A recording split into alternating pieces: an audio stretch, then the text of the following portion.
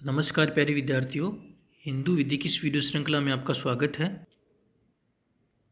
हम हिंदू विधि में हिंदू विवाह अधिनियम 1955 का अध्ययन कर रहे हैं और इसी कड़ी में हमने विवाह विच्छेद में जारता,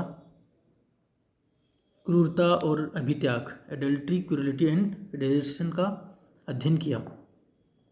आज हम धारा 13 में जो अगला जो प्रोविज़न है, विवाह विच्छेद का जो अगला आधार है वो है धर्म परिवर्तन। तो धर्म परिवर्तन अर्थात पक्षकार, विवाह का कोई भी पक्षकार अहिंदू हो जाता है। तो अहिंदू, तो हिंदू की परिभाषा हमने पहले पढ़ी है। इसके लिए हमको हिंदू की नेगेटिव डेफिनेशन को ध्यान में रखना होगा। अर्थात दूसरा धर्म अर्थात मुस्लिम, ईसाई, यहूदी अथवा पारसी धर्म में धर्मांतरित होकर हिंदू नहीं रह गया है।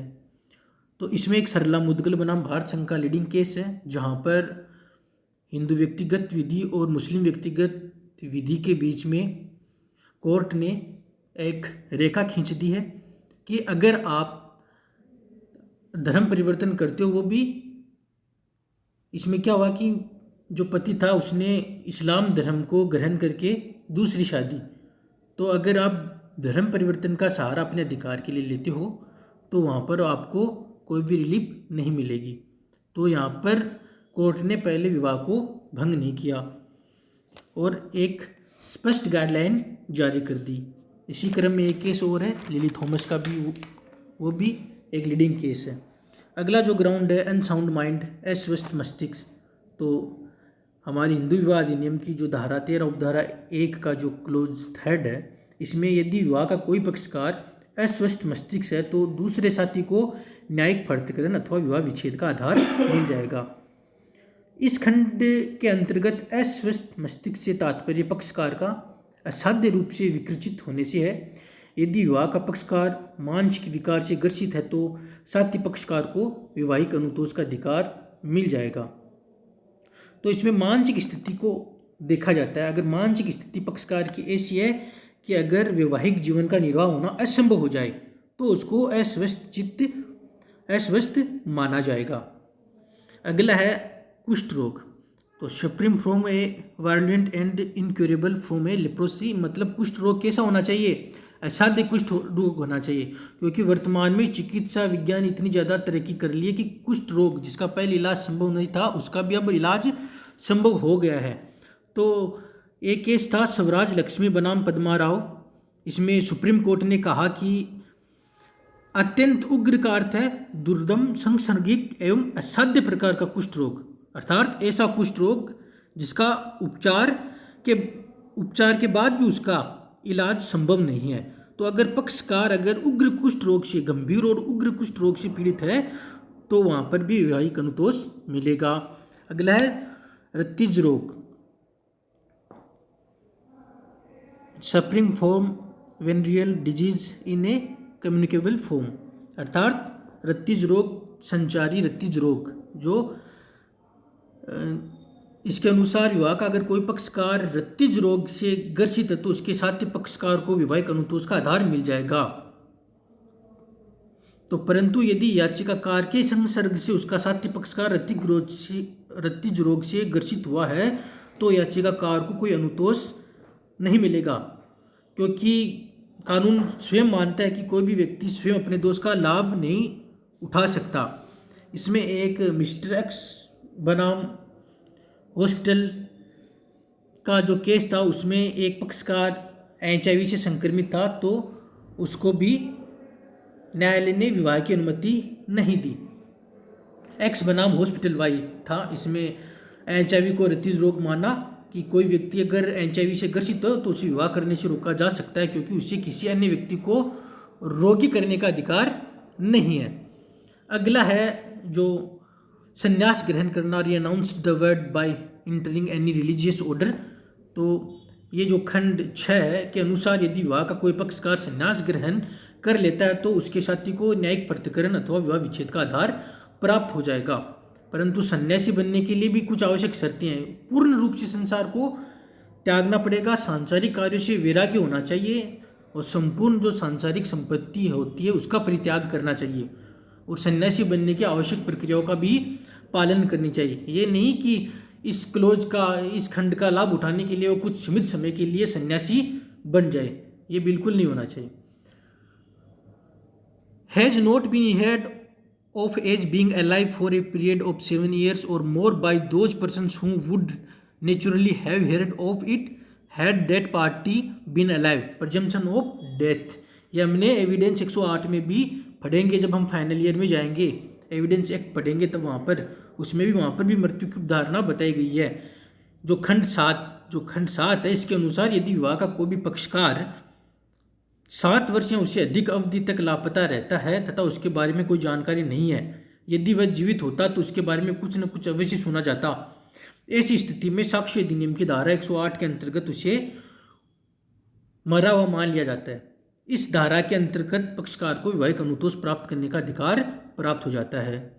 जो अगला जो सेक्शन है, section 13A, alternative relief in divorce proceedings में यह बताया गया है कि इसको हिंदू विवाह संशोधन अधिनियम 1976 के द्वारा इस एक्ट में जोड़ा गया है। ये धारा ये बोलती कि अगर न्यायालय के सामने अगर मामला धारा 13 उपधारा 1 के क्लोज 2, 6 और 7 के आधार पर आता है, अर्थात धर्म परिवर्तन, संन्यास ग्रहण करना और मृत्यु की उपधारणा के आधार पर आता है, तो वहाँ पर अगर कोई पक्षकार विवाह विच्छेद मांगे और वो साबित हो तो न्यायालय को विवाह विच्छेद की डिक्री पारित करनी होगी।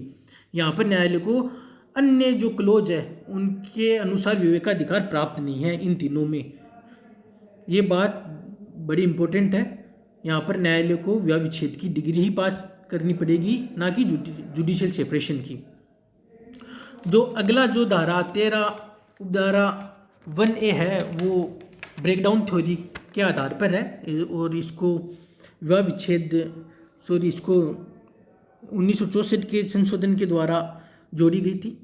तो इसमें क्या है कि जहाँ पक्षकारों के बीच में न्यायिक पृथक्करण हो जाता है और उसके बाद में वापस उनका सहवास 1 वर्ष तक प्रारंभ नहीं होता है, तो जो वो बाद में उसमें विवाह विच्छेद का वो आधार उनको एक्स्ट्रा प्राप्त हो जाता है। इसी तरह दाम्पत्य अधिकारों की पुनर्स्थापना की अगर जहाँ पर डिक्री पारित कर दी गई है तो ऐसी डिक्री पारित करने के 1 साल के बाद भी पक्षकारों के बीच में दाम्पत्य अधिकारों की पुनर्स्थापना नहीं हुई तो उनको विवाह विच्छेद का अतिरिक्त आधार मिल जाएगा।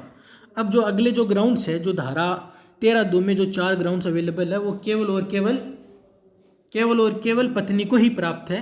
इसमें है कि जो विवाह जब अनुस्थापित हुआ है उस समय जो पति की 1 से अधिक पत्नियां हो, अर्थात अन्य पत्नी भी जीवित हो, तो इसमें क्या कि इस खंड में अगर रिलीफ प्राप्त करनी है पत्नी को तो वो दोनों पत्नियां साथ साथ या एक के बाद एक भी आवेदन कर सकती है।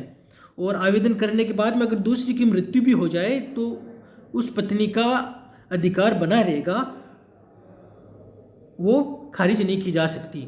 और विवाह के पश्चात दूसरा जो है the husband has since the solemnization of marriage been guilty of rape, sodomy और बेस्टिलिटी। इसमें यह कहा गया कि यदि उसका पति विवाह के पश्चात बलात्कार, गुदा मैथुन अथवा पशुगमन का अपराध करता है तो पत्नी को वैवाहिक अनुतोष का अधिकार प्राप्त होगा। जो अगला जो आधार है पत्नी को जो प्राप्त है इसी में कि यदि पत्नी ने हिंदू दत्तक एवं भरण पोषण अधिनियम 1956 की धारा 18 के अंतर्गत या CRPC 1973 की धारा 125 के अंतर्गत भरण पोषण की डिग्री प्राप्त कर ली हो और ऐसी भरण पोषण की डिग्री प्राप्त करने के 1 साल बाद में उनका सहवास पुनः आरंभ नहीं हुआ हो तो यहाँ पर पत्नी विवाह विच्छेद का आधार, पत्नी के लिए विवाह विच्छेद का आधार उत्पन्न हो जाता है। जो अगला है ये प्रोविजन हर मैरिज वेदर कंज्यूमेटेड और not was solemnized before she attained the age of 15 years and she has reputed the marriage after attending the age but before attending the age of 18 years। अर्थात इसका जो provision है वो मुस्लिम विधि के provision, मुस्लिम विधि में जो महिला को जो विवाह विच्छेद का आधार प्राप्त है उसके प्रोविजन से मिलता जुलता है। बस वहाँ पर विवाह ये शर्त है कि विवाह पूर्ण अवस्था को प्राप्त नहीं हो, और यहाँ पर चाहे विवाह पूर्ण अवस्था प्राप्त हो चुका हो या न हो, पत्नी को विवाह को निराकृत करने का आधार प्राप्त हो जाता है। पत्नी इस आधार पर कि जब उसका विवाह हुआ था तब उसकी आयु 15 वर्ष नहीं थी, और अब जब वह आवेदन कर रही है उसकी आयु 15 वर्ष हो चुकी है लेकिन 18 वर्ष पूर्ण नहीं हुई है, विवाह का निराकरण कर सकती है, चाहे विवाह पूर्ण अवस्था को प्राप्त ही क्यों न हो गया हो। तो इसमें आवेदन करते समय समय का ध्यान रखना पड़ेगा, क्योंकि 18 वर्ष से पहले। तो ये जो हमने आधार देखे थे, जो दोषिता के सिद्धांत के आधार, फॉल्ट थ्योरी, ब्रेकडाउन थ्योरी देखी थी, और यहाँ पर पत्नी को प्राप्त जो विवाह विच्छेद के जो अतिरिक्त आधार है, जो 4, इनका हमने अध्ययन किया। आगे का जो वीडियो लेसन होगा उसमें हम म्यूचुअल कंसेंट से डाइवोर्स के बारे में अध्ययन करेंगे। धन्यवाद।